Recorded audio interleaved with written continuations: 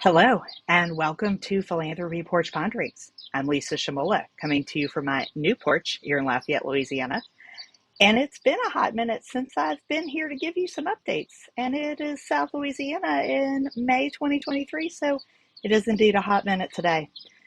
We are going to talk about qualified charitable distributions, why you should be down with QCDs. Before we jump in, don't forget to like, subscribe, and share the channel. Bell icon down below gets you an update every time a new episode is added. So, IRA rollover gifts, that is what qualified charitable distributions are more commonly known as, have been around since 2006. It's where your donors, age 70 and a half, have the opportunity to transfer up to $100,000 a year directly from their traditional IRA, remember, only traditional IRAs, to your qualified charity. I said up to, doesn't have to be $100,000. It all depends on what the administrator of that retirement account says is the maximum that can be taken out at a time. So if you have a married couple and each of them have an IRA, they can both do up to $100,000 a year. What does this mean for you and your organization?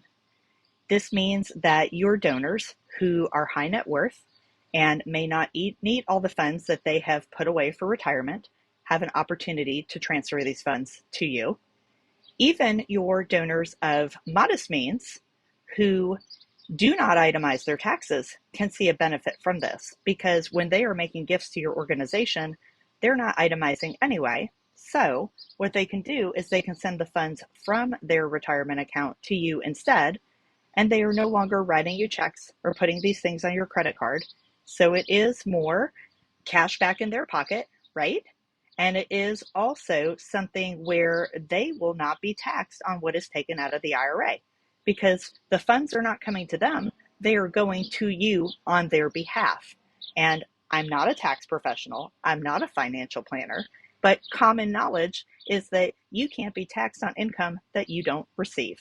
So this is why you need to focus on this type of giving for your donors 70 and a half or older, even though they are not required potentially to take money out of their account until they are 72 or 73, depending on how old they were when they started having to take what's called a required minimum distribution. And bonus tip, if they are old enough to have to take a required minimum distribution, the IRA rollovers can potentially offset their annual requirement. So if you have a donor who has an RMD of $10,000, and let's say they happen to give $10,000 a year to your organization, if they send it from their IRA directly to your organization, and again, not a tax professional, not a financial planner, they need to figure out how they do this and how they balance it with what they do need to take out of their account for income. It could offset some or all of that required minimum distribution.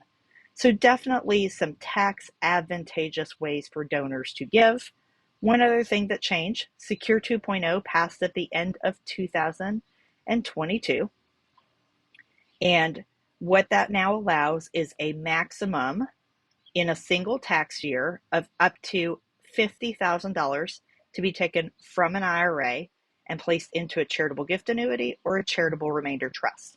Those are called life income gifts. Those vehicles pay the donor an income stream for life, and then the remainder that is left comes to the nonprofit at the end of their life. So what if you don't manage charitable gift annuities? Contact your local community foundation. They can likely help you out with this.